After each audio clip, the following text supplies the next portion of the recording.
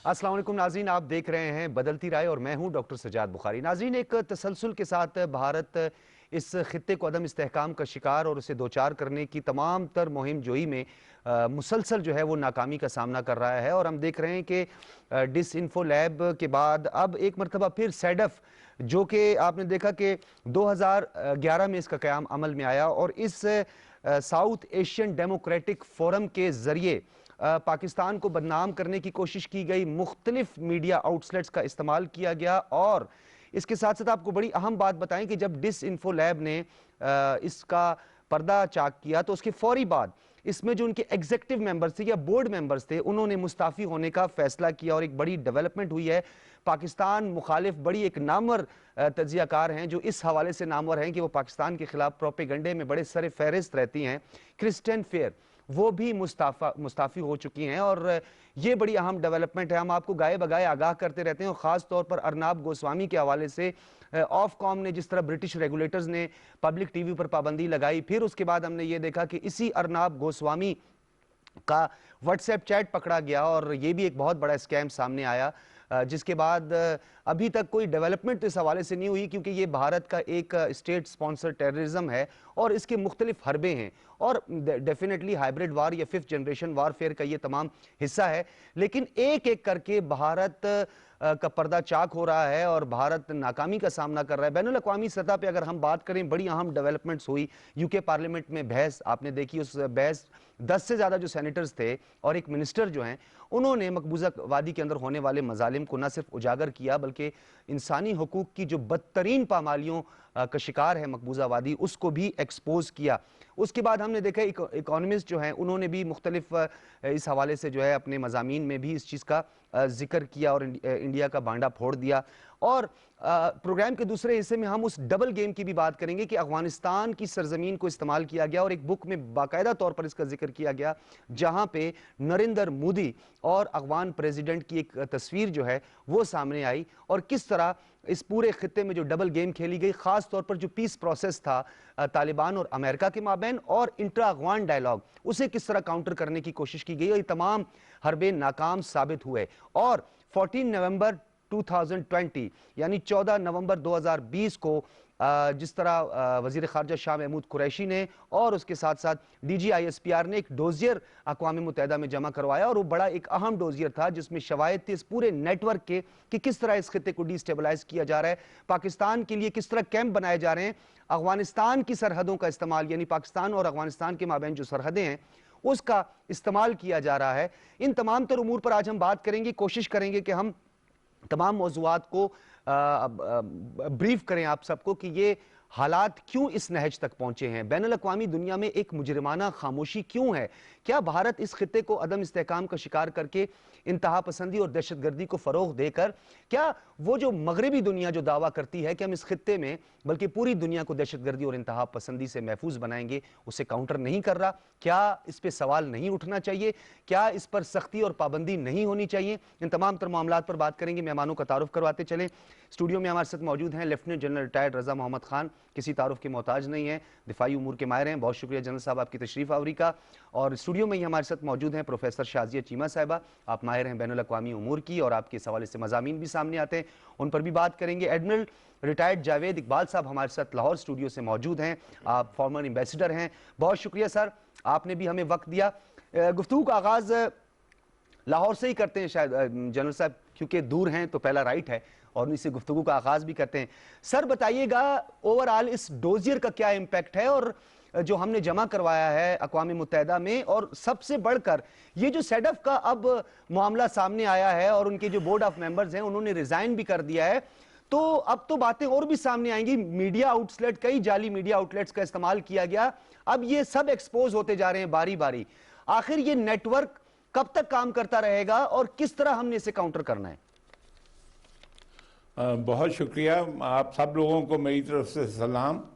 देखिए, ये भारत का कोई ये नया खेल नहीं है। जब से पाकिस्तान बना है ये भारत हमेशा पाकिस्तान के इंटरेस्ट के ख़िलाफ़ काम करता रहा और उन्होंने इसको पूरी कामयाबी के साथ आधा मुल्क जो है वो भी इसी तरकीब से तोड़ा اور اب بھی جو ہے وہ دیکھیے کہ سی پیک خصوصاً جب سے بنا ہے اور سی پیک کی کامیابی جو کہ ان کو بہت کھٹک رہی ہے، کیونکہ ان کی گردن کے ہاتھ یعنی ایک طرف شنگھائی سے لے کے گوادر تک جو ہے وہ ان کی گردن ان کے نیچے آ گئی ہے، اس لیے وہ بڑی یعنی کہ ایک پلاننگ کے ساتھ اس نے یہ ساری کارروائیوں کا جو ہے وہ ابتدا کی اور آخر تک اسی کو فالو کر رہا ہے۔ لیکن افسوسناک بات یہ ہے کہ یہ ایک ایسی سرزمین استعمال کی جا رہی ہے جو کہ ایک مسلم ملک کی ہے، افغانستان ہے، اور اسی طرح پہلے بھی ایک واقعہ ہوا جس میں ہمارا پڑوسی ایران بھی ان کی سرزمین بھی استعمال کی گئی۔ تو اس سے یہ ظاہر ہوتا ہے کہ یہ دنیا کی آنکھوں میں دھول جھونکنے میں کافی حد تک کامیاب ہو جاتے ہیں، اور ہم شاید اپنی اسی بھائی چارے میں رہ کے اپنے مقصد کو پوری طرح اپنے دوست ممالک سے اور ہمارے مسلمان ممالک سے ہم ان کو یہ کنونس نہیں کر پاتے کہ یہ اس قسم کی سرگرمیاں یہ بھارت کو وہ اجازت نہ دیں۔ ابھی ڈوزیئر میں سمجھتا ہوں کہ پاکستان نے جو ڈوزیئر دیا ہے نومبر 2020 میں بڑا کمپریہنسو ہے، اور اتنی ڈیٹیل کے ساتھ اور اتنی واضح ثبوت ہیں ان کی حرکات کے کہ اس کے بعد کسی بھی انٹرنیشنل فورم میں ان کو ریکگنائز کرنا چاہیے اور ان کے اوپر کوئی ایکشن لینا چاہیے۔ لیکن یہ کسی کے سر میں یعنی کان پہ جوں نہیں لگ رہی ہے، کیونکہ ان کا پروپیگنڈا اور اکنامک انٹرسٹ ایک بڑی منڈی ہے ویسٹ کے لیے اور بڑی منڈی ہے مڈل ایسٹ کے لیے، اس لیے یہ ہماری مجبوری یہ ہے کہ ان کے مقابلے میں ہم ایک بڑی مارکیٹ نہیں ہیں۔ اس لیے میں سمجھتا ہوں کہ جو ہم نے پاکستان نے جو کام کیا بہت اچھا کیا کہ یہ ڈوزیئر کو ایک ریکارڈ میں لے آئے ہیں اور دنیا کے سامنے ایک اس کی حیثیت جو اس کو ننگا کرنے کی جو کوشش کی گئی ہے، اور وہ بڑے واضح طور پہ یونائٹڈ نیشن میں ان کی ساری چیزوں کو لایا گیا ہے۔ اب ہمیں دیکھنا ہے کہ اس میں اب کمی کیا ہے۔ میرے خیال میں کمی یہ ہے کہ ہم داخلی طور پہ بھی اپنے لوگوں کو اس کی آگہی مہم شروع کریں اور لوگوں کو ان کے اصل چہرے جو ہندوستان کے ہیں وہ اپنے امت مسلمہ کو عموماً اور ہمارے پڑوسی ممالک ہیں ان کو خصوصاً دکھائیں کہ ہم جب تک ہماری مغربی سرحدیں پیسفل نہیں ہوں گے اس وقت تک یہ لوگ فائدہ اٹھاتے رہیں گے۔ ٹھیک ہے جنرل صاحب، آپ یہ بتائیے گا، جس طرح ایمبیسڈر صاحب بھی یہ فرما رہے تھے کہ ایک تو انہوں نے بڑی اہم بات کی کہ ہم دنیا کی آنکھوں میں دھول جھونک رہے یعنی بھارت، اور ہمارے آڑے آ رہے ہیں اکنامک انٹرسٹ۔ اب یہ دو پہلوؤں کی طرف توجہ مبذول کروائی ہے ایمبیسڈر صاحب نے۔ یہ بتائیے گا کہ جس طریقے سے EU ڈس انفو لیب اور اس کے بعد پھر آف کام یعنی یہ جو برٹش ریگولیٹرز ہیں انہوں نے بھی پبلک ٹی وی کے اینکر پر جو ہے وہ 20,000 پاؤنڈ کا جرمانہ لگایا، اس کے بعد اب اس کی چیٹ بھی سامنے آئی ہے، اور اس چیٹ میں آپ کو پتہ ہے ایک بہت بڑی کیمپین تھی جو شروع کی تھی جس میں پلوامہ کا ایک ڈرامہ رچایا گیا اور ناٹک کے لیے کرناٹک کے لیے ناٹک رچایا گیا، انتخابات میں کامیابی کو یقینی بنانے کے لیے بھی پلوامہ کا یہ انسیڈنٹ کروایا گیا۔ اب تو پوری دنیا کی آنکھوں میں دھول جھونکنے کا کوئی بہانہ نہیں ہے۔ کیا دنیا کی آنکھیں وہ اتنی غفلت کا شکار ہیں کہ جس کا جب جی چاہے وہ آنکھوں میں دھول جھونک دے، یا اکنامک انٹرسٹ کو کاؤنٹر کرنا ہے ہم نے اپنے اسٹریٹجک انٹرسٹ کے ذریعے؟ جی بسم اللہ الرحمن الرحیم۔ سب سے پہلے میں آپ کو یہ جتنے بھی واقعات ہیں ان کا تھوڑا سا بیک گراؤنڈ بتانا چاہوں گا۔ آپ نے ذکر کیا ہائیبرڈ وار کا، آپ اس کو چاہے ہائیبرڈ وار کہیں یا ففتھ جنریشن وارفیئر کہیں، اس میں کیا جو ہے کیا چیز ہے، کیا مختلف ہے۔ دیکھیں اس وقت انڈیا کے ساتھ ہم ماضی میں 3 جنگیں لڑ چکے ہیں۔ 1948 کی لڑائی تھی، پھر 65 کی، پھر 71 کی۔ یہ روایتی جنگیں تھیں اور روایتی ہتھیاروں کے ساتھ ہم نے ان کے ساتھ یہ تمام جنگیں لڑیں، اور اس کے جو ریزلٹس ہیں وہ آپ کو پتہ ہے وہ ایک ڈیفرنٹ سبجیکٹ ہے۔ اب یہ جو 5th جنریشن یا ہائیبرڈ وارفیئر ہے، اس میں جو ہے ان کو معلوم ہے کہ ابھی چونکہ سب کانٹیننٹ میں پاکستان انڈیا دونوں کے ساتھ جو ہے وہ ایٹمی ہتھیار بھی آ گئے ہیں، تو ان کو معلوم ہے کہ اب روایتی جو جنگیں ہیں چاہے وہ روایتی ہتھیاروں سے ہوں چاہے وہ ایٹمی ہتھیاروں سے ہوں اس میں جیت جو ہے انڈیا کے لیے ناممکن ہے جی اور پاکستان نے یہ ثابت بھی کیا ہے کہ فیبری میں جب انڈیا نے پلوامہ کے بعد حملہ کیا تھا تو اس کو ہم نے منہ توڑ جواب دے دیا سر، تھا. یہ اور آپ کی انڈیا بات کو انڈورس کیا ہے خود جی آستھانہ ہیں جو کہ ایک رائٹر ہیں، مصنف ہیں، 48 سے زیادہ انہوں نے کتابیں لکھی ہیں. کتاب میں انہوں نے انکشاف کیا ہے کہ پاکستان کے ساتھ وہ جنگ نہیں جیت سکتا، اور یہ خود ان کے ایک پولیس ریٹائرڈ آفیسر ہیں. جی تو اسی طرح مطلب یہی وجہ ہے کہ انہوں نے اپنے اہداف کو تبدیل کیا ہے. اب ہدف ان کے کیا ہیں؟ ہدف ہمارے عوام کے ذہن ہے، ہدف جو ہے وہ انٹرنیشنل کمیونٹی کے ذہن ہے. ان دونوں کے ذہن جو ہے نا یہ بھی اہداف بن چکے ہیں. اچھا، اس میں جو ہمارے اندرونی ذہنیت ہے اس کے اوپر ود ان دیٹ ہمارے سیاست کے اوپر ان کی اثر اندازی، ہمارے اداروں کو ٹکراؤ پیدا کرنا، یہ ان کی ایک حکمت عملی ہے. حکومت کی بدنامی، ہماری مسلح افواج کی بدنامی، ان کو ڈسکریڈٹ کرنا اس میں شامل ہے.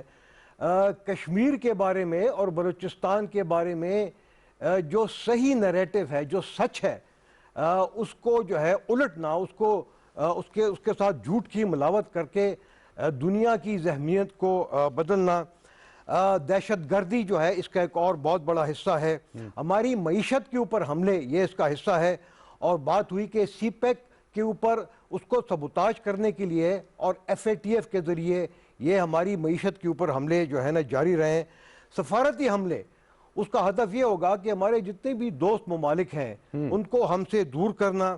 اور ساتھ ساتھ آج کل جو ہو رہا ہے دیکھیں کہ فوج کے اوپر جو ہے سیاست میں مداخلت کے بالکل بے جا حملے ہو رہے ہیں اور بغیر کسی ثبوت کے حملے ہو رہے ہیں. اور آپ کو معلوم ہے کہ وہ کون اس طرح کے حملے کر رہا ہے. بالکل، یہ تو ففتھ جنریشن جو وارفیئر ہے، آپ اس کو ڈیفائن کر رہے یہ ہیں. میں نے اس کو ڈیفائن کر دیا. اب اس کو کرنا کیا؟ یہ دیکھیں اس میں جو ہے نا، اس میں ہمارے جو منسٹری آف ڈیفنس ہے، پیمرا ہے، منسٹری آف انفارمیشن ہے، ministry of interior, P T A, ministry of science and technology, PEMRA, اور ہماری یہ میڈیا ہاؤسز جتنے بھی ہیں جس میں خصوصی طور پر پرائیویٹ میڈیا ہے اور پی ٹی وی، ان کو مل کر جو ہے ہم نے اس کا مقابلہ کرنا ہے.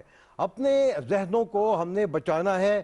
آپ دیکھیں کہ واٹس ایپ کے تھرو ہمارے تقریباً 150 ملین جو ہے لوگوں کے پاس یہ فون ہے، اور یہ جو اینڈرائڈ فونز ہے اس میں واٹس ایپ کے ذریعے جو ہے یہ جھوٹ پھیلایا جاتا ہے. ہم نے خود جو ہے یہ دیکھنا ہے کہ کسی خبر کو اگر ہم دوسروں کو فارورڈ کرتے ہیں تو آیا ہم نے اس کو چیک کیا ہے یا نہیں کیا ہے. تو یہ ہماری بھی ذمہ داری ہے. ہماری یہ اکیڈیمیا کی یہ ذمہ داری بنتی ہے کہ سچ اور جھوٹ کو جو ہے وہ علیحدہ کیا جائے. تو اس میں ہماری جو ہے پرسنل رسپانسبلٹیز ہیں، سوسائٹل رسپانسبلٹی ہے. اب میں آپ کو جو سوال آپ نے بیسک کیا اس کی طرف آتا ہوں. دیکھیں ماضی میں کیا ہوتا رہا کہ انڈیا کو پشت پناہی حاصل تھی امریکہ کی، کیونکہ وہ چاہتا تھا کہ انڈیا کے ذریعے پاکستان کو کنٹرول کیا جائے اور پاکستان کو مزید پریشرائز کیا جائے. ہم امید کرتے ہیں کہ چونکہ ابھی امریکہ میں حکومت کی تبدیلی آ گئی ہے تو وہ پرانی ٹرمپ ایڈمنسٹریشن کی جو پالیسیز تھی، انڈیا کو جو سپورٹ کی جو پالیسیز تھی، امید ہے چونکہ وہ فیل ہو گئے، امید ہے کہ اس میں اب تبدیلی آئے گی اور دنیا جو ہے وہ اس طرف جائے گی، ایسے ڈگر کی طرف جائے گی کہ وہ سچ پر مبنی ہو. اور اس کا پریزیڈنٹ ٹرمپ نے اپنی اناگوریشن سپیچ میں اس نے ذکر بھی کیا ہے کہ ہمیں سچ کا ساتھ دینا چاہیے، سچ بولنا چاہیے. اور پوری دنیا جو بائیڈن نے اور پوری دنیا کو بھی چاہیے کہ سچ کا ساتھ دے. تو اس میں یہی ہے کہ ٹھیک ہے اکنامکلی انڈیا ہم سے بڑا ہے. اچھا، آپ یہ نہیں سمجھتے کہ ہمیں بائیڈن ایڈمنسٹریشن کو جو ہے یہ بتانا پڑے گا، اور شواہد ہمارے پاس موجود ہیں. اب تو یہ آپ کے سامنے جو ہے کرسٹین فیئر جو ہیں وہ بھی ایکسپوز ہو گئی ہیں، بورڈ آف ممبرز تھے سیڈف کے جنہوں نے ریزائن کر دیا ہے، انہوں نے مستعفی ہو گئے ہیں. تو اب تو ہم نے یہ بھی بات باور کروانی ہے کہ جعلی تھنک ٹینکس کے نام پہ اور کس طریقے سے فیک میڈیا آؤٹلیٹس یا جعلی میڈیا آؤٹلیٹس کا استعمال کیا جا رہا ہے. اس میں مغربی دنیا جو ہے یا مغربی ویسٹرن ورلڈ جو ہے وہ ان کے لوگ اعلی کار بھی بنے ہوئے ہیں. یہ بھی تو ہم نے دیکھیں ڈاکٹر صاحب، ابھی ہماری جو ایمبیسیز ہیں، جو ہمارا فورن آفس ہے، ان کا یہ ایک اولین ترجیح ہونی چاہیے کہ جو بائیڈن کی جو ایڈمنسٹریشن ہے ان کے ساتھ ڈائریکٹ کمیونیکیٹ کریں اور ان کو یہ تمام ڈوزیئرز پرووائڈ کریں. ٹھیک ہے. اور ان کو بتائیں کہ کس طرح انڈیا افغانستان کی سرزمین کو استعمال کرتا رہا ہے پاکستان کے خلاف. انڈیا کس طرح دہشت گردی کے ذریعے سے ہماری معیشت کے اوپر حملہ آور ہو رہا ہے, اور جو ہمارے ایسٹرن بارڈر اور ویسٹرن بارڈر کی جو لنکیجز ہیں اس کا جو اثر ہے افغانستان کی امن کے اوپر, ٹھیک ہے, وہ کس طرح ہے. تو یہ تمام چیزیں میرے خیال میں جو بائیڈن کی ایڈمنسٹریشن کو ان کے جتنے بھی آفیشلز ہیں ان کو امیڈیٹلی ہمیں کانٹیکٹ کرنا چاہیے اور ان کو بریف کرنا چاہیے. ٹھیک ہے. اچھا شازیہ چیمہ صاحبہ آپ بتائیے گا, کیونکہ قلمکار جو ہیں وہ اپنے قلم کے جہاد کے ذریعے اور اپنے قلم کے ذریعے پوری دنیا کو یہ بتاتے ہیں اور ایک نیریٹو بلڈ کرتے ہیں, ایک سافٹ امیج بلڈ کرنے میں آپ لوگوں کا بڑا کلیدی کردار رہتا ہے.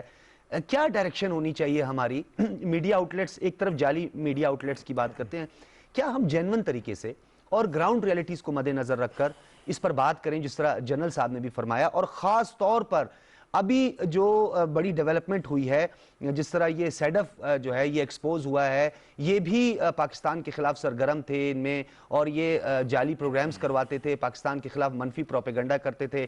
ڈس انفو لیب کے بعد, پھر اس کے بعد یہ آف کام کے بعد, اب تو بہت ایکسپوز ہو چکا ہے بھارت. اس سے پہلے کہ بھارت مزید کوئی ایسی حرکت کرے اور دنیا کو عدم استحکام کا شکار کرے, وہ اس خطے کو صرف نہیں کرنا چاہ رہا. یہ نیریٹو کیسے بلڈ کیا جائے گا, یہ حقائق دنیا کے سامنے کیسے رکھے جائیں گے؟ وایا ڈائسپورا ہے, وایا انوائز ہیں, سفراء کے ذریعے کیا جا رہا ہے. قلمکار میڈیا پرسنز کیا کریں؟ میں آپ کا بہت اچھا سوال ہے. میں ایک آرٹیکل میں نے لکھا بھی تھا کہ اگر پاکستان کو ضرورت پیش آ جائے کمیونیکیشن وارفیئر کور بنانے کی تو یہ کوئی بہت حیرت کی بات نہیں ہوگی. یہ باقاعدہ ایک جنگ ہے, اور یہ جنگ جو ہے وہ اب کھل کے کس طرح سے سامنے آئی ہے, وہ اس میں ایک ڈاکٹر صاحب بہت خوش آئند بات ہے کہ جتنے بھونڈے طریقے سے 5th جنریشن وار انڈیا لڑ رہا ہے وہ ہماری خوش قسمتی ہے کہ ہمارے سامنے آ گئی ہے. ہاں ہم اس میں تھوڑا سا پیچھے ضرور ہیں, لیکن اس سے ہمیں فائدہ یہ ضرور ہوا ہے کہ ہمیں یہ سمجھ میں آ گیا ہے کہ اس کو اتنے بھدے طریقے سے نہیں لڑا جا سکتا ہے ان کے ایکسپوز ہونے کے بعد. اور دوسرا جہاں تک آپ نے کہا کہ نیریٹو بلڈنگ کے لیے ہمیں ڈیفرنٹ پلیٹ فارم کے علاوہ ہمیں ایکسپرٹس کی ضرورت ہے. نیریٹو بلڈنگ جو ہے وہ اوور نائٹ کوئی چیز نہیں ہے. نیریٹو بلڈنگ جو ہے اس کے لیے آپ کو ٹائم لگتا ہے, اس میں آپ کا جو منیمم ٹائم سلاٹ ہے آپ کو 10 سال ذہن میں رکھنا پڑتا ہے کوئی ایک پرسپیکٹیو جو ہے مائنڈ سیٹ اور پرسیپشن کو بدلنے کے لیے. لیکن سوری میں شازیہ صاحبہ یہاں پر ایک ایڈ کرنا چاہوں گا. آپ نے 10 سالوں کا کم از کم ذکر, یہ 1 دہائی کی آپ بات کرتی ہیں, تو 1 دہائی سے تو زیادہ کا سلسلہ ہے یہ جو ڈس انفو لیب کے انکشافات سامنے آئے ہیں. اور 2011 میں برسلز میں یہ فورم جو سری واستر کا تھنک ٹینک ہے یہ بنا ہے, تو اب تک ہم خاموش بیٹھے ہوئے ہیں. دیکھیں ایکسپوز تو ہوا ہے لیکن ہمیں پتہ تو تھا, ہم تو پراپر چاہتے تھے کہ ایویڈنس کے ساتھ دستاویزی ثبوت ہم پوری دنیا کے سامنے رکھیں. تو اب مزید تاخیر جو ہے آپ نہیں سمجھتی بھارت کو موقع دینے کے مترادف ہے؟ تاخیر تو ظاہر ہے ہم اس کے متحمل نہیں ہیں. تاخیر تو ہم کسی بھی صورت میں, ہمارا اتنا ایگریسو نیبر ہے, ہم تاخیر تو کسی بھی چیز میں نہیں کر سکتے ہیں. لیکن یہ جو ان کا فیک انہوں نے پورا ایک سیٹ اپ بنایا ہوا تھا جس کو جب سٹڈی کیا بہت ڈیپ تو بہت حیرت انگیز قسم کی بات سامنے آئی کہ اس کے اندر کانفرنس ہو رہی ہیں جو ایکچولی ہو نہیں رہی ہیں اور ان کی کوریج کی جا رہی ہے, جس کے اندر میڈیا آؤٹلیٹس ہیں جو ایگزسٹ نہیں کرتے ہیں اور وہ ڈیٹا کلیکٹ کر رہے ہیں, جس کے اندر پولز ہیں جو کہ ہوئے کبھی نہیں ہیں اور ان پر انالیسز ہو رہا ہے, کتاب جو کبھی لکھی نہیں ہے, انسان جو کہ مر چکا ہوا ہے اس کا ریفرنس دیا گیا ہے.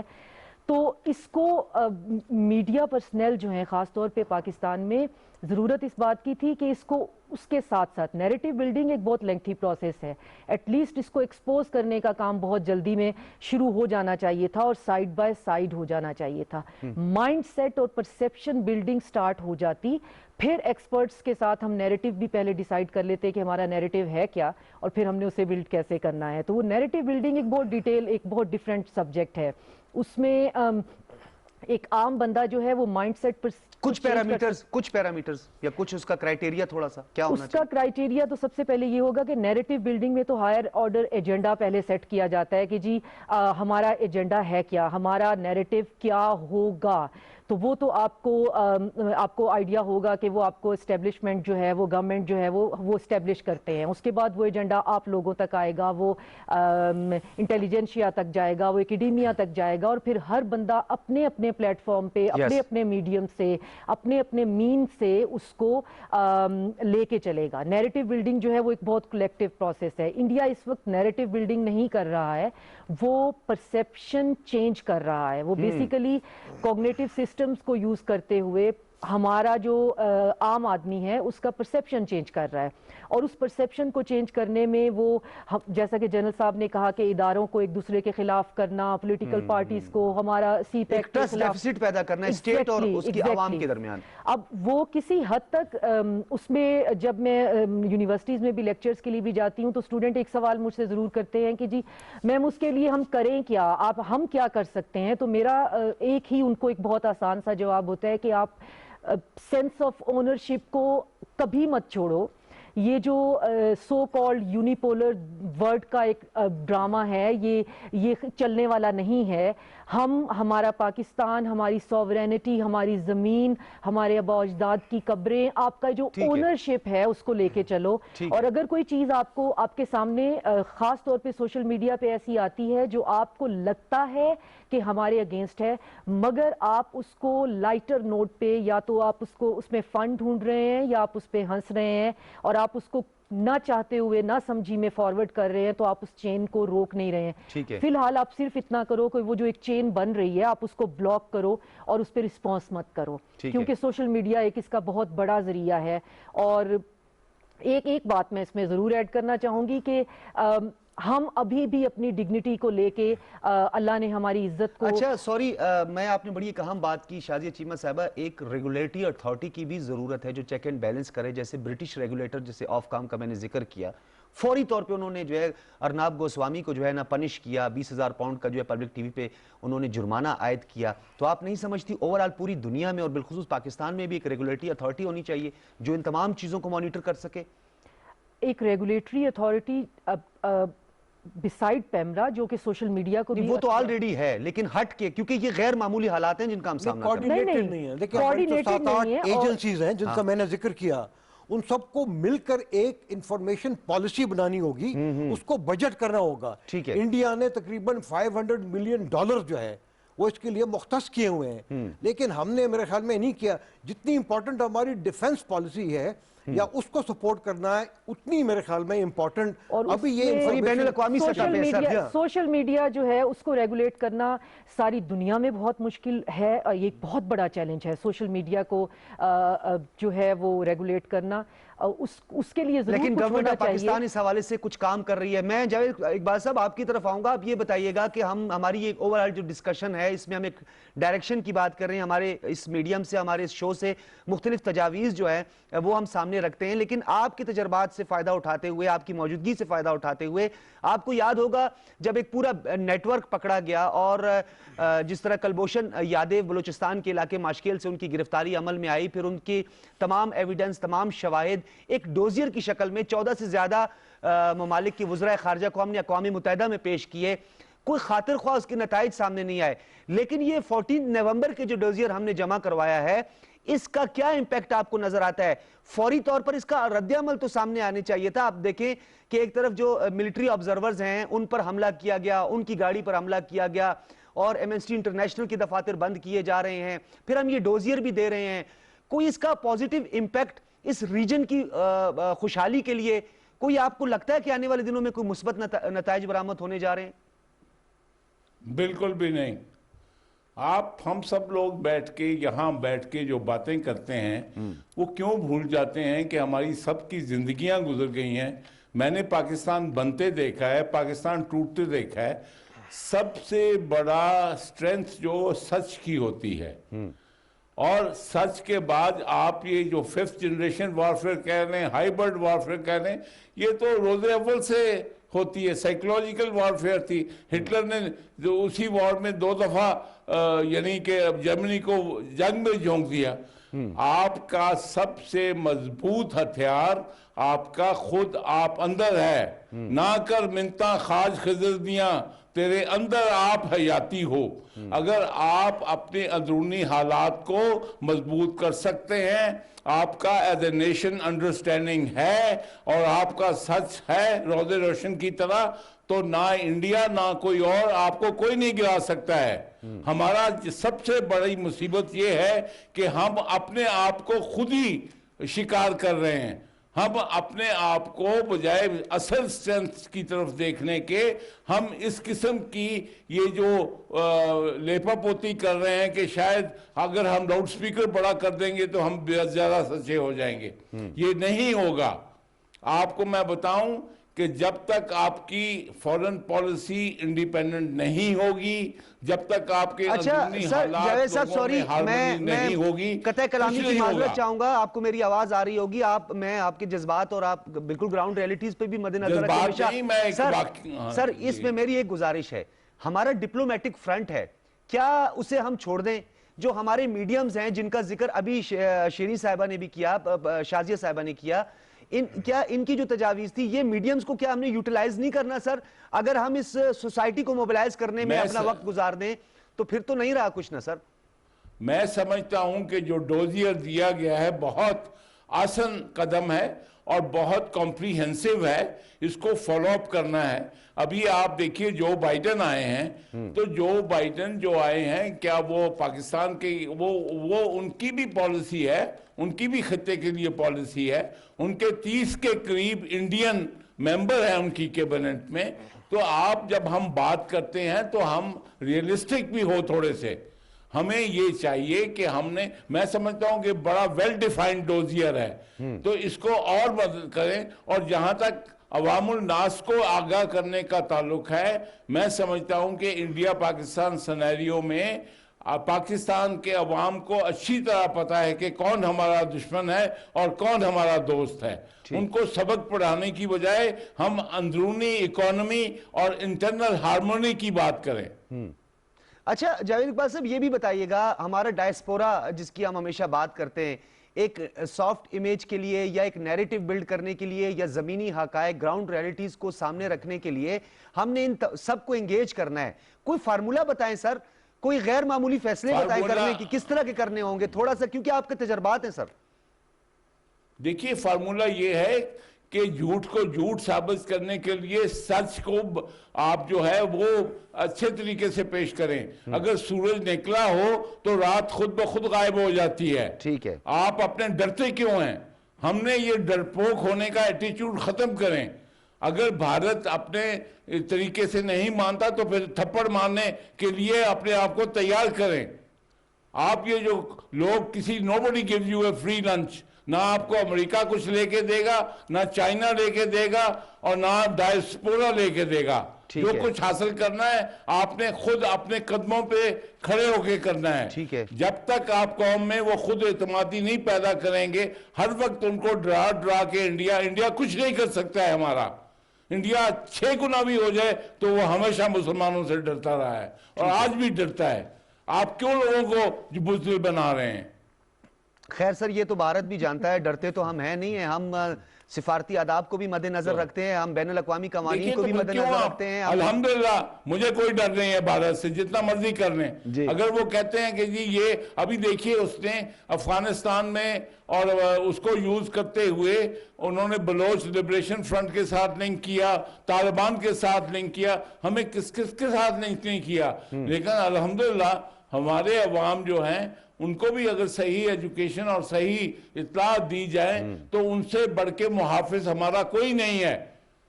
फौज से भी ज्यादा मुहाफिज कौम के अवाम होते हैं, मुल्क के अवाम। फौज मुल्क का हिस्सा होती है, मुल्क फौज का हिस्सा नहीं होता है। इसलिए हम जो है हम सही डायरेक्शन में चलें, अवाम को उनके मुतालिक उनको इत्तला दें और उनको पार्टिसिपेट करने दें, उनको अपने हालात में शमूलियत दें, तो हमें किसी का डर नहीं है। ठीक है, ना हाइब्रिड वारफेयर का डर है, ना 5th जनरेशन ठीक का है, डर ठीक है, बिल्कुल आपने दुरुस्त फरमाया। एम्बेसडर साहब आपकी तरफ दोबारा आऊंगा। जनरल साहब, डेफिनेटली तजावीज़ सबकी अपनी अपना ओपिनियन है, कुछ ग्राउंड रियलिटीज़ भी हैं, उस पर भी हम थोड़ी सी मजीद भी बात कर लेते हैं। जनरल साहब ये बताइएगा, एक तो डबल गेम तो अरसे दराज से हम उसका सामना कर रहे हैं, پہلے ہم ایک ورلڈ آرڈر تھا، پھر اس کے بعد ایک نیو ورلڈ آرڈر تھا، اس سے ہماری جان چھوٹی. خیر چھوٹی یا نہ چھوٹی یہ تو آپ ہی بتائیں گے. لیکن یہ بتائیے گا کہ اب جو یہ گریٹ ڈبل گیم جو 2019 کے بعد جس کے نتائج سامنے آنا شروع ہوئے اور یہ باقاعدہ طور پر امپلیمنٹ ہوتا ہوا دیکھا، آپ نے دیکھا کہ ہزارہ برادری کو ٹارگٹ کا نشانہ بنایا گیا. اسی طریقے سے گردواروں پر حملے ہوئے. سکھوں کے گردوارے پر حملہ ہوا 25 مارچ کو. افغانستان کی سرزمین استعمال کی جا رہی ہے. این ڈی ایس اور را کا ایک نیکسس ہم نے دیکھا. پھر وہ ٹرائیکا جس نے پورے اس خطے کو عدم استحکام کا شکار کیا. بھارت افغانستان کی سرزمین کو استعمال کر کے پیغام کیا دینا چاہتا ہے؟ ایک تو یہ بھی ضرور بتائیے گا. اور ہندوستان کو ہم کیسے انگیج کریں کہ آپ کی سرزمین ہمارے خلاف استعمال ہو رہی ہے، آپ کی سرحدوں پہ کیمپ بنائے جا رہے ہیں، ہم ڈوزیئر دے چکے ہیں اقوام متحدہ میں. دیکھیں پہلی بات تو یہ ہے کہ جو ڈوزیئرز ہم نے پرووائڈ کیے ہیں یونائٹڈ نیشنز کو یا کچھ ممالک کو، میرے خیال میں وہ کوئی سیکرٹ یا ٹاپ سیکرٹ تو ہو نہیں سکتے. اس لیے اگر حکومت مناسب سمجھے تو ہماری جو لوکل میڈیا ہے میرے خیال میں ان کو بھی یہ پرووائڈ کرنا چاہیے کہ وہ کیا چیزیں ہیں جو انہوں نے کی ہیں جو کہ ابھی تک ہماری لوکل میڈیا کو یہ انفارمیشن نہیں ہے. تو یہ میرے خیال میں ایک میری تجویز ہے. دوسری بات یہ ہے کہ ایف اے ٹی ایف کے جو انڈیویجول ممبران ہیں ان کو ایف اے ٹی ایف کے آفس کو بھی یہ پرووائڈ کرنا چاہیے. اگر او آئی سی کے سیکریٹریٹ کو ہم نے یہ ڈوزیئر پرووائڈ کیے ہیں تو کوئی مذائقہ نہیں ہے کہ FATF F A T F کے علاوہ ایف اے ٹی ایف کے علاوہ میں کہہ رہا ہوں کہ O I C F A T F کے سیکریٹریٹ کو سر تو ہم کاؤنٹر کر سکتے ہیں نا. فیٹف میں بھارت پروپیگنڈا کر رہا ہے، لابنگ کر رہا ہے. ہم ان کو کہتے ہیں کہ جی آپ کی جو تھیم ہے، جو آپ کا سلوگن ہے وہ یہی ٹیرر فائنانس کی آپ بات کریں. تو ٹیرر فائنانس کی تو ہم نے دستاویزی ثبوت دے دیے کہ یہ بھارت کر رہا ہے. جی تو وہ مس یوز کر رہا ہے نا. دیکھیں نا یو این کو مس یوز کر رہا ہے، ایف اے ٹی ایف کو مس یوز کر رہا ہے. ہم نے اگر دنیا کو بتانا ہے تو جس طرح میں یہ کہہ رہا ہوں کہ انڈیویجول کنٹریز جو امپورٹنٹ کنٹریز ہیں او آئی سی کے ان کو بھی بتانے کی ضرورت ہے. P5 کے ممالک کو ڈائریکٹلی بتانے کی ضرورت ہے. ہمارے جو ایمبیسڈر صاحبان ہیں وہاں پہ ان ممالک میں میرے خیال میں ان کو جا کے بات کرنی چاہیے ان کے لوکل میڈیا پہ. اگر ایئر ٹائم خریدنے کی ضرورت ہو تو وہ بھی ایئر ٹائم خریدیں اور دنیا کو انفارمیشن یہ پرووائڈ کر رہے کہ انڈیا. پارلیمانی وفود کا بھی ایک سجیشن کل بھی ہمارے شو میں آئی تھی کہ ایک پارلیمانی وفود کے ذریعے یعنی جو ہمارے پارلیمنٹیرینز ہیں وہ بھلے وفود کی شکل میں جائیں، ان کا بھی ایک انٹریکشن ہونا چاہیے مغربی دنیا کے ساتھ اور اوورآل فورم. اچھا اب بات اس پہ آتے ہیں نا کہ ٹھیک ہے ہم نے ڈوزیئر پرووائڈ کر لیے ہیں لیکن پھر بھی اگر کچھ نہیں ہوتا تو ہمیں کیا کرنا چاہیے؟ کیونکہ جو پاکستان کے عوام ہیں وہ حکومت سے یہ سوال پوچھیں گے کہ ٹھیک ہے آپ نے ڈوزیئر پرووائڈ کر دیے ہیں لیکن پھر بھی دہشت گردی ہو رہی ہے. پھر ہمیں یہ کرنا چاہیے کہ اپنی جو پالیسیز ہیں اس کو چینج کرنا چاہیے. انڈیا کو وارننگ دینی چاہیے، چائنا اور پاکستان کو مل کر وارننگ دینی چاہیے کہ دیکھیں اگر وہ سی پیک کے خلاف حملے کر رہا ہے تو اس کو آئندہ برداشت نہیں کیا جائے گا اور پاکستان کو یہ حق حاصل ہوگا کہ وہ ریٹیلیٹ کر لیں انڈیا کے ان اداروں کے خلاف جو پاکستان کے اندر دہشت گردی پھیلا رہا ہے. ہمیں افغانستان کو بھی وارننگ دینی ہوگی کہ وہاں پہ انڈیا کے جو کونسل خانے ہیں 4 جو بڑے کونسل خانے ہیں کابل کے اندر اور نیچے ساؤتھ میں جو کونسل خانے ہیں ان کو بند کرنا پڑے گا. اور اگر وہ بند نہیں کرے گا کیونکہ وہاں سے دہشت گرد آتے ہیں تو پاکستان اس بات پر مجبور ہو جائے گا کہ پاک افغان سرحد کو وہ بند کر دے.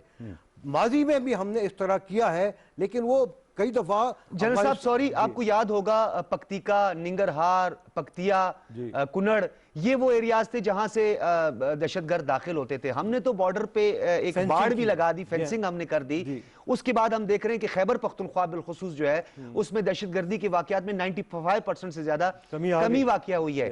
لیکن بلوچستان کی جو یہ سکیٹرڈ پاپولیشن ہے اور یہ جو سرحد ہے یہاں پہ آپ نہیں سمجھتے کہ ہمیں اور زیادہ محنت کرنے کی ضرورت ہے اور زیادہ ہمیں یہاں پہ مانیٹرنگ کی ضرورت ہے؟ بالکل دیکھیں نا فینسنگ کو ہم نے ہر حالت میں کمپلیٹ کرنا ہوگا. ہمیں نیٹو سر وہ 75% ہو چکی ہے بلکہ 80% تک ہو چکی ہے. نہیں لیکن اس میں ایک ایشو یہ ہے کہ افغانستان کی جو موجودہ حکومت ہے وہ فینسنگ کے ایفرٹ کو سپورٹ نہیں کر رہی ہے، اس کو ایکچولی وہ اپوز کر رہی ہے. حالانکہ یہ انڈیا پاکستان اور افغانستان دونوں ممالک کے نیشنل سیکیورٹی انٹرسٹ میں ہے کہ یہ مکمل ہو. تو اس لیے ہمیں چاہیے کہ ابھی نیٹو، آئی سیف، یونائٹڈ اسٹیٹس گورنمنٹ کو اس بات پہ ہمیں ان کو کنونس کرنا چاہیے کہ پریزنٹ گورنمنٹ آف افغانستان کے اوپر پریشر ڈالے کہ اس کو وہ سپورٹ کرے اس بات کو. افغانستان کی پیس پروسیس میں طالبان کو یا جتنے بھی دھڑے ہیں ان کے ساتھ ہمیں ڈائریکٹ بات کرنی چاہیے کہ بھئی یہ جو فینسنگ کا معاملہ ہے اس کو سیریسلی لیں, اس کو سپورٹ کریں. اور چونکہ افغان مہاجرین سر کو یہاں پہ آپ کے مس سامنے یوز کیا طالبان جاتا کا ہے. ڈیلیگیشن بھی آیا, زلمے خلیزات کے پے در پے دورے ہوئے, 8 راؤنڈ ہم نے چلائے دوحہ میں, اتنی بڑی ڈیولپمنٹ ہوئی. اس کے بعد ایک تو امریکہ اور افغانستان کے مابین جو پیس پروسیس تھا اس میں ہمارا بڑا کلیدی کردار تھا جس کا ڈونلڈ ٹرمپ نے خود اعتراف کیا. مری, آپ کو یاد ہوگا مری معاہدہ, مری میں ہم نے طالبان کو لا کے بٹھایا. پھر انٹرا افغان ڈائلاگ میں بھی پاکستان کا ایک بڑا مثبت کردار رہا. عبداللہ یہاں پر آئے, افغانی وفود یہاں پر آتے رہے. تو اب بھی نہیں افغانستان کو سمجھ نہیں آئی یہ بات سر؟ دیکھیں سمجھ آنی چاہیے, اور اسی لیے میں کہہ رہا ہوں کہ یہ اسپیسیفکلی ہمارے فارن آفس کو یہ ہمارے جو کنسرنز ہیں ان کو کمیونیکیٹ کرنا چاہیے. افغان مہاجرین کو چونکہ انڈیا مس یوز کرتا ہے اس لیے ان کی واپسی بھی لازمی ہے, اور یہ تمام یہ جو ہے نا پیس پروسیس کا یہ حصہ ہونا چاہیے. بارڈر فینسنگ, افغان مہاجرین کی واپسی, باعزت واپسی, اور اس میں جو بھی رول بنتا ہے یوناما کا یا یو این کا, اس میں جو ہے اس کی کمٹمنٹ کو بڑھنی چاہیے. تو یہ تمام چیزیں میں تو یہ امید کرتا ہوں کہ ابھی جو کچھ سٹیٹمنٹس آئے ہیں جو کہ ابھی جو ڈیزگنیٹ سیکرٹری ڈیفنس ہے انہوں نے کہا ہے کہ افغان پیس پروسیس میں پاکستان کا ایک بہت کلیدی, ان کا ایک اہم رول ہوگا. اور یہ ہے کہ پاکستان کے افواج کے ساتھ ان کا جو کنیکشن ہے, جو ان کے ساتھ ریلیشن شپس ہے, اس کو مزید آگے وہ بڑھائیں گے, اور پاکستان کے ساتھ دوسرے معاملات کے اوپر بھی قریبی کوپریشن ہوگی. تو امید کرتے ہیں کہ جو پرانی بش ایڈمنسٹریشن کی جو پالیسیز تھی اس میں کچھ نہ کچھ چینج آئے گا اور حالات بہتری کی طرف جائیں گے. حالات اب چینج ہو رہے ہیں سر, حالات آلریڈی چینج ہو رہے ہیں. وہ سفید فام, وہ مذہب پرستی وغیرہ, اس کے حوالے سے بائیڈن کی کل کی اگر ہم گفتگو سن لیں تو ہمیں بہت ساری چیزیں سامنے آ جائیں گی. انہوں نے کہہ دیا ہے کہ ابھی یہ نسل پرستی والے معاملات سے کام نہیں چلے گا, ڈیموکریسی جیت گئی ہے, جمہوریت جیت گئی ہے. یہ اس حوالے سے آپ بھی بات کیجئے گا, آپ بھی بتائیے گا شازیہ چیمہ کیا امپیکٹ ہوگا. اس سے پہلے ہم دیکھیں کہ ماضی میں وہ جانتے ہیں پورے سینیریو کو, انہوں نے دیکھا ہے, پاکستان کی وہ حمایت بھی کرتے رہے ہیں. پاکستان کے دہشت گردی کے خلاف جنگ میں 80,000 سے زیادہ جانوں کی جو قربانی ہے اور جو کنٹریبیوشن ہے اس کا بھی وہ ذکر کرتے رہے ہیں. ایک اور انسانی حقوق کا جو بڑا ایک ظالمانہ ایک حملہ ہوا ہے, آپ نے دیکھا کہ اقوام متحدہ کو بھی اس پہ بھی کوئی ایکشن نہیں لیا گیا. انسانی حقوق کی تنظیمیں بھی خاموش ہیں, سو کالڈ سوشل ایکٹیوسٹ بھی خاموش ہیں. جودھ پور واقعہ یعنی انسان کے دل دہلا دینے والا واقعہ ہے. 11 پاکستانی ہندوؤں کو کس طرح بے دردی سے قتل کر دیا گیا. آج ہندو برادری سراپا احتجاج ہے. ہم اس بات کو تو سمجھے نہیں, اتنی نفرت کی آگ ہے کہ آپ ہندوؤں کو جو پاکستان میں رہے ان کو بھی آپ نہیں چھوڑتے. آپ نے کس طرح بہانے سے بلوا کے, وہ کام کرتے تھے, پہلے ان سے کام لیا پھر اس کے بعد ان کو قتل کر دیا. یہ جو اب کی گورنمنٹ ہے, مودی گورنمنٹ, اس میں مذہب, رنگ, نسل کی کوئی اہمیت نہیں ہے. یہ اتنی فاشسٹ ہے, یہ اپنے ایجنڈا کے لیے, اپنے مقصد کو حاصل کرنے کے لیے کچھ بھی کر سکتے ہیں. یہ آپ نے وہ ارنب گوسوامی کا جو پورا واٹس ایپ ہے چیٹ, اس میں آپ نے دیکھا ہوگا کہ وہ کس طرح سے پلوامہ کے واقعے کو ڈسکس کر رہے ہیں, جیسے کہ آپ شام کی چائے پہ بیٹھ کے بتاتے ہیں. جشن منایا اس نے. کتنی بڑی انفارمیشن ہے جو کہ سیکرٹ سروس ایجنسی کے علاوہ کہیں ہونی نہیں چاہیے. وہ را سے پہلے جو ہے وہ پولیٹیشنز کے پاس پہنچی ہوئی ہے, اور پولیٹیشنز سے پھر وہ پہنچ گئی ہے ارنب گوسوامی کے پاس, اور وہاں سے وہ ایک ٹی آر پی جو اسکیم سامنے آیا تھا, بالکل اس کے ساتھ وہ ڈسکس کر رہا ہے. وہ میڈیا ریٹنگ کا جو تعین کرتے ہیں ان کے سابق سی ای او تھے, بالکل ان کے ساتھ جو ہے وہ ڈسکس کر رہے ہیں. تو بات یہ ہے کہ اب ارنب گوسوامی جو ہے وہ کھل کے بات سامنے آ گئی, اور یہی میں نے سٹارٹ میں بھی کہا کہ ہماری خوش قسمتی ہے کہ اگر ہم بھدا پروپیگنڈا نہیں کرنا چاہتے, ہم اپنی ڈگنیٹی اور اپنی ذات کو صاف ستھرا لے کر, پاکستان کا ہمیشہ سے یہی رہا ہے, ہماری فورن پالیسی بھی یہی رہی ہے کہ ہم لو ٹون رکھتے ہیں, ہم بات جو ہے وہ سالڈ گراؤنڈز پہ کرتے ہیں, اور ہمیں شاؤٹ کرنے کی اور تماشا کرنے کی بالکل بھی ہماری ہسٹری میں بھی یہ چیز نہیں ہے.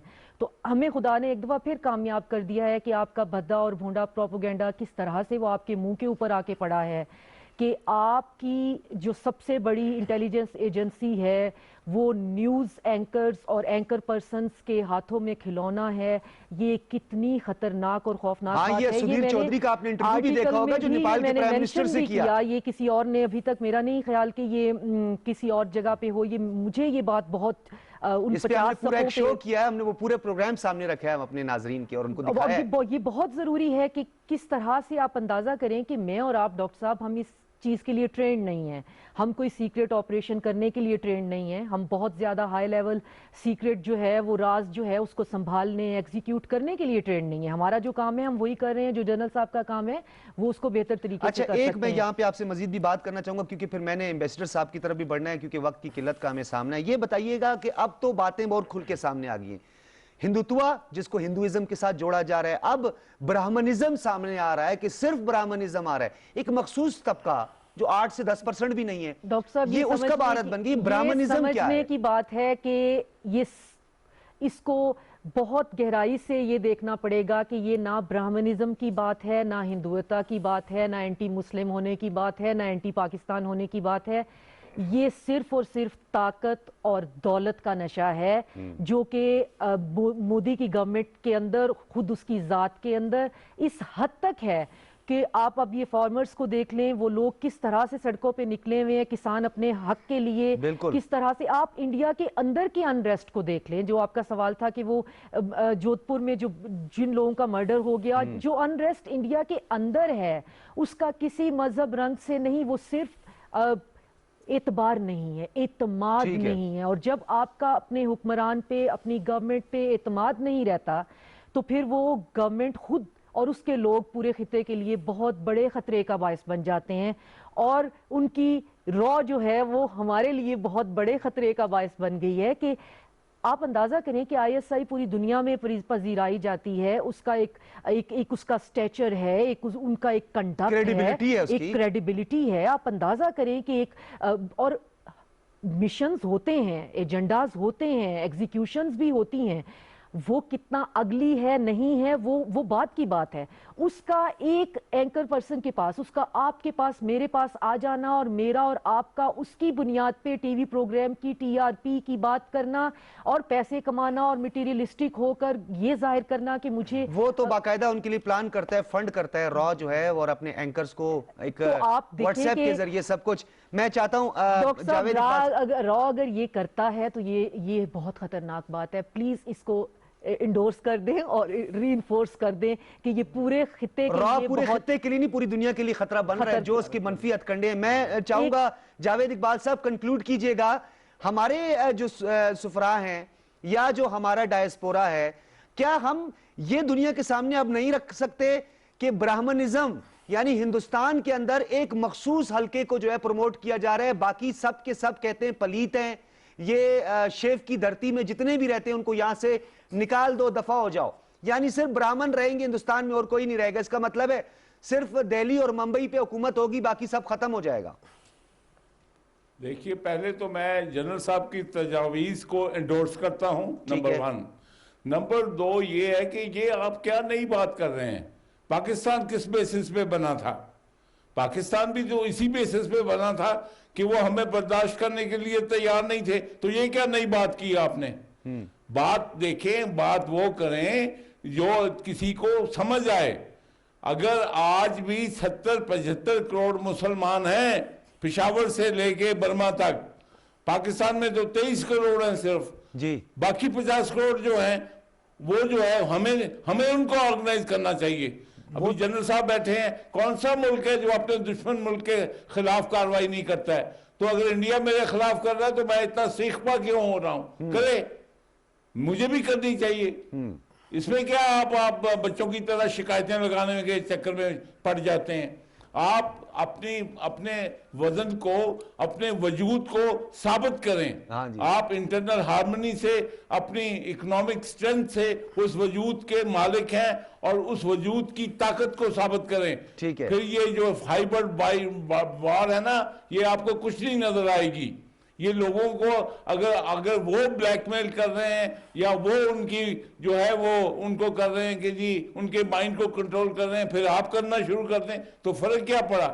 हाँ। असल में आपकी ताकत आपका सच है, सही। और सबसे बड़ी ताकत ला इलाहा इल्लल्लाह मुहम्मदुर रसूलुल्लाह है, सल्लल्लाहु अलैहि वसल्लम। जिसको कोई हाइट जावेद इकबाल साहब, कुछ नहीं कह जावेद इकबाल सकती साहब, है। आप तक मेरी आवाज पहुंच रही होगी, ये मेरी ख्वाहिश होगी, बल्कि मैं प्रोड्यूसर साहब को भी कहूंगा कि अगले प्रोग्राम में आपको मदऊ किया जाए, आपके साथ इस हवाले से मजीद डिबेट की जाए कि मनफी प्रोपेगंडे को मनफी प्रोपेगंडे के जरिए नहीं बल्कि मुस्बत प्रोपेगंडे के जरिए सिफारती आदाब, इंटरनेशनल कम्युनिटी और उन कवानीन को मद्देनजर रखते हुए, क्योंकि पाकिस्तान का एक इमेज है, पाकिस्तान की क्रेडिबिलिटी है, पाकिस्तान के कयाम के पीछे एक जिद्दोजहद है, और वो जिद्दोजहद जिन क्रेडिबल लोगों की और कायद आज़म मोहम्मद अली जिन्ना ने जो एफर्ट्स दिखाई थी, उसमें उस दो कौमी नजरिए को अगर अच्छी तरीके से पढ़ा जाए तो उसमें अगराज व मकासद समझ आएंगे कि हमारा काम एक अच्छी डायरेक्शन है, हमारा काम इस खित्ते की खुशहाली है, हमारा काम यहाँ पे तकसीम नहीं है, इंटरफेथ हारमोनी है, ये हम पूरी दुनिया को बावर करवा सकते हैं। बहुत शुक्रिया लेफ्टिनेंट जनरल रिटायर्ड जल साहब, वक्त अगर कहना चाहें वेरी शॉर्टली ये है कि जनरल ऑस्टिन ने एक और बड़ी अच्छी बात ये की है, Very short, कहा है sir. कि अफगानिस्तान में जो स्पॉयलर्स है, पीस स्पॉयलर्स है,